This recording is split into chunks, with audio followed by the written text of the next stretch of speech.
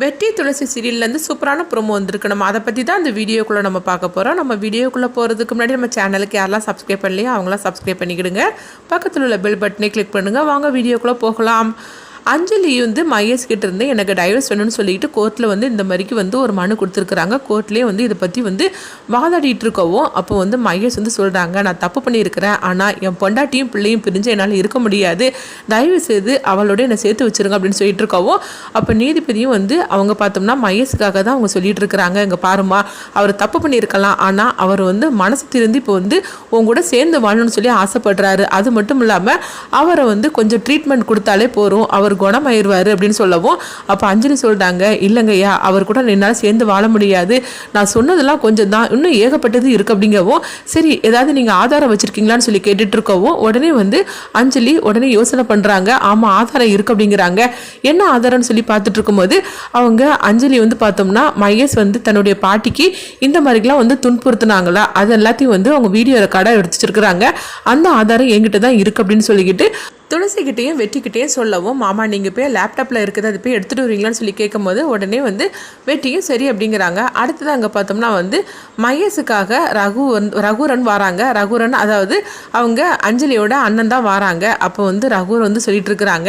என் தங்கச்சி ரொம்ப நல்லவ தான், ஆனால் எதுக்காக இந்த மாதிரிலாம் இப்போ வந்து மகேஷ் மேலே அநியாயமாக பழி சுமத்திட்டு இருக்கேன்னு எனக்கு தெரியல, அதே மாதிரிக்கு மகேஷ் மச்சானும் ரொம்பவே நல்லவர், அவர் எங்கள் குடும்பத்துக்காக நிறைய ஏராளமான உதவிலாம் பண்ணியிருக்கிறாரு, அவருக்காக நாங்கள் எந்த உதவியுமே பண்ணினது கிடையாது,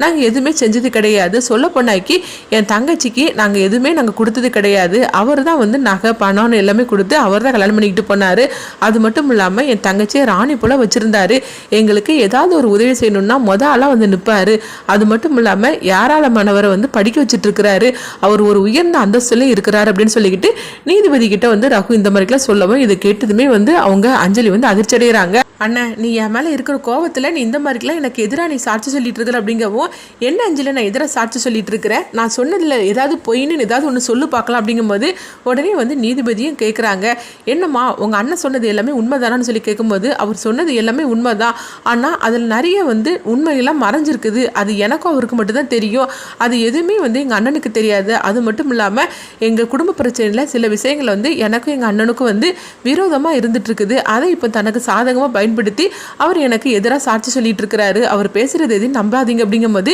என்னமோ அப்படி பேசிட்டு இருக்கிற, அப்போ நம்ம குடும்பத்துக்காக வந்து மகேஷ் மச்சான் எதுவுமே நம்மளுக்கு பண்ணலையா சொல்லு, உனக்காக அவர் வந்து ஏதாவது வரதட்சணை வாங்கினாரா சொல்லு, அது மட்டும் இல்லாமல் உன்னை ராணி பொறிக்க அவர் வச்சிருந்தாரு அது எல்லாமே பொய்யான்னு சொல்லு அப்படிங்கவும் இப்படிலாம் சொன்னதுமே வந்து அஞ்சலியால் எதுவுமே பேச முடியல. அப்போ நீதிபதியும் பார்க்குறாங்க எல்லாமே வந்து மகேஷுக்கு சப்போர்ட்டாக தான் இருந்துட்டு இருக்கு அப்படின்னு அப்படி பேசிட்டு இருக்கும் போதே பார்க்கும்போது அப்போ வந்து அஞ்சலி வந்து சொல்லிட்டு இருக்கிறாங்க, என்கிட்ட இருக்கிற ஒரு ஆதாரத்தை நான் காட்டுறேன், அதை நீங்கள் பார்த்தீங்கன்னா உங்களுக்கு உண்மை தெரிய வரும் அப்படின்னு சொல்லிட்டு இருக்கும்போது வெற்றி வந்து ஆதாரத்தை நான் கொண்டுட்டு வந்துட்டு அப்படின்னு சொல்கிறாங்க. அடுத்தது பார்த்தோம்னா அந்த ஆதாரத்தை வந்து அவங்க கொடுக்குறாங்க. கொடுக்கும்போது அதில் எதுவுமே வந்து இல்லாத மாதிரிக்கு இருக்குது. இதை பார்த்ததுமே அஞ்சலி அதிர்ச்சி அடைகிறாங்க,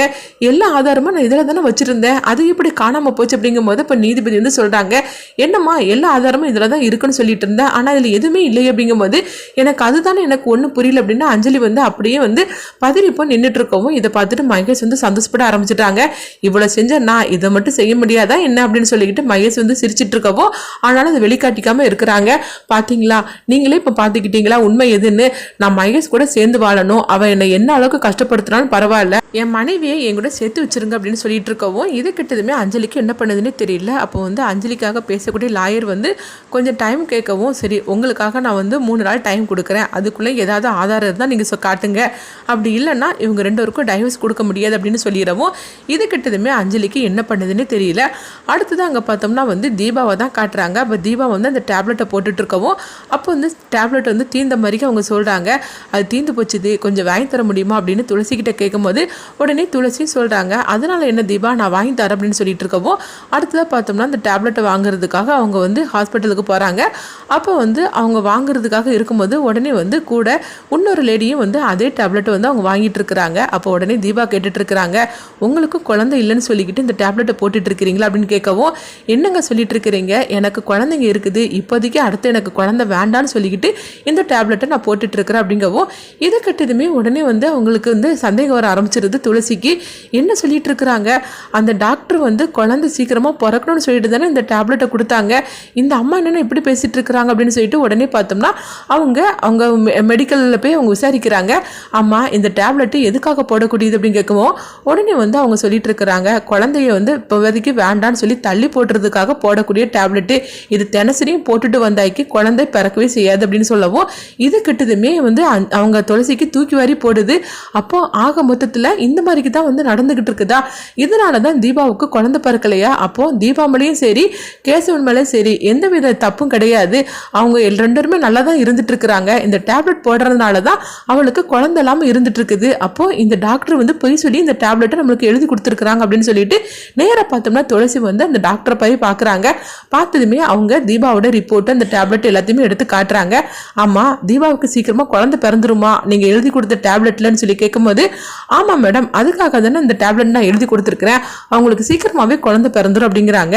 இது கெட்டதுமே துளசி அவங்களை வெளுத்து வாங்கிட்டு இருக்கிறாங்க. உங்களை நம்பி தானே நாங்கள் வாரோம், ஆனால் கொஞ்சம் கூட நீங்கள் மனசாட்சி இல்லாமல் இந்த மாதிரி நீங்கள் செஞ்சுருக்கிறீங்களே, எதுக்காக இப்படி இருந்து டேப்லெட்டை நீங்கள் மாற்றி கொடுத்தீங்க, அது மட்டும் இல்லாமல் எதுக்காக எங்ககிட்ட பொய் சொன்னீங்க, குழந்தை பிறக்கலன்னு சொல்லிட்டு உங்ககிட்ட ட்ரீட்மெண்ட் எடுக்கிறதுக்காக வந்தோம்னா, ஆனால் நீங்கள் என்னென்னா குழந்தையே பிறக்காத அளவுக்கு ஒரு டேப்லெட்டை நீங்கள் எழுதி கொடுத்துருக்கிறீங்க, இப்போ இப்படி எழுதி கொடுத்தது மட்டும் இல்லாமல் சீக்கிரத்திலே குழந்தை பிறக்குன்னு சொல்லிட்டு எங்ககிட்ட பொய் வர பேசினீங்க, எதுக்காக இப்படி சொன்னீங்க, இப்போ மட்டும் நீங்கள் உண்மை சொல்லலைன்னா அப்புறமா உங்களை பற்றின கம்ப்ளைண்ட்டு நான் கொடுக்க வேண்டியது இருக்கும் அப்படின்னு சொல்லவும், இது கிட்டதுமே அவங்க அதிர்ச்சி அடைகிறாங்க. எங்க பாருங்க மேடம் இப்படிலாம் எங்களை போட்டு மிரட்டிட்டு இருக்காதீங்க, ஏற்கனவே நீங்கள் பழைய ரிப்போர்ட்டை பார்த்தீங்களா, அந்த ரிப்போர்ட்லேயும் வந்து அதாவது குழந்தையே உங்களுக்கு பிறக்கக்கூடாதுன்னு சொல்லிட்டு தான் அவங்களும் டேப்லெட் எழுதி கொடுத்துருக்குறாங்க அப்படிங்கவும், அதையும் அவங்க பார்த்ததுமே அதிர்ச்சி அடைகிறாங்க. சரி அதை நான் பார்த்துக்கிட்டு தான், இப்போ நீங்கள் எதுக்காக இப்படி பண்ணினீங்க அப்படின்னு சொல்லி கேட்டுட்டு இருக்கவும், இதை நான் ஒன்றும் பண்ணலை அவங்க பண்ண சொன்னாங்க அப்படிங்கும்போது, யார் இப்படி செய்ய சொன்னாங்க அப்படிங்கவும், தீபாவோட அண்ணின்னு சொல்லிட்டு வந்தாங்களா மீனாட்சி, அவங்க தான் இந்த மாதிரிக்கு டேப்லெட் எழுதி கொடுக்க சொன்னாங்க அப்படிங்கவும்,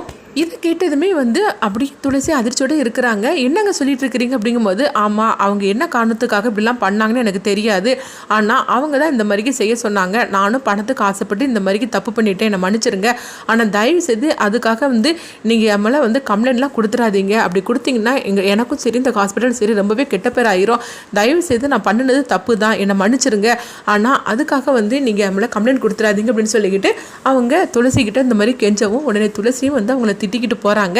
என்ன இருந்தாலும் சரி தப்பு நம்ம பக்கம் இருக்குது, ஆனால் அதுக்கு உடனே அவங்க இருந்ததுக்கு நம்ம அவங்களுக்கு கொடுக்க வேண்டியதை கொடுத்தாச்சு, இன்னும் தப்பு எங்கே நடந்ததோ அங்கே போய் விசாரிக்கணும்னு சொல்லிக்கிட்டு துளசி ஆவேசத்தோடு அங்கே வராங்க. அப்போ வந்து தீபா வந்து சொல்லிட்டு இருக்கிறாங்க, இப்போ தான் துளசி நான் டேப்லெட் போட்டேன், டேப்லெட் வாங்கிட்டு வந்துட்டேன்னு சொல்லி கேட்டுட்டு இருக்கவும், இன்னும் டேப்லெட் போட வேண்டிய அவசியமே கிடையாது அப்படின்னு சொல்லிட்டு இருக்கிறாங்க. என்னாச்சு அப்படிங்கும்போது, இல்லை உனக்கு சீக்கிரமாகவே குழந்தை பிறந்துடும் அப்படின்னு சொல்லிக்கிட்டு அவங்க என்னமோ பேசி சமாளிச்சிருந்தாங்க. அப்போ வந்து தீபாவும் வந்து துளசி என்ன சொன்னானே தெரியலன்னு சொல்லிட்டு அவங்களும் போகவும், அடுத்துதான் மீனாட்சி தான் கட்டுறாங்க. அப்போ மீனாட்சி கிட்ட துளசி போகிறாங்க. ஆமாம் உங்களுக்கும் அந்த டாக்டரை பற்றி உங்களுக்கு தெரியுமான்னு சொல்லி கேட்டுட்டு இருக்கவும், என்ன பேசிட்டு இருக்கிறேன் எனக்கும் ஒன்று உங்களுக்கு தெரியாது, நானே அன்னைக்கு அத்தை வந்து கூப்பிடும் போது தான் கூட நான் வந்தேன் அப்படின்னு சொல்லவும், அப்படியா அண்ணா அதுக்கு முன்னாடி வந்து தீபாவை அழைச்சிக்கிட்டு நீ தானே ட்ரீட்மெண்ட் கொடுக்கறதுக்காக வேற ஒருத்தங்கிட்ட அழைச்சிட்டு போனேன் அப்படின்னு சொல்லவும், ஆமாம் நான் தான் அழைச்சிட்டு போனேன், இப்போ அதுக்கு என்ன அப்படின்னு சொல்லி கேட்டுட்டு இருக்கோம். துளசி வந்து மீனாட்சிக்கு பலார்னு ஒரு அறையை விடுறாங்க. இதை கொஞ்சமாக எதிர்பார்க்காத மீனாட்சி அப்படியே அதிர்ச்சியோடு நின்றுட்டு இருக்கிறாங்க.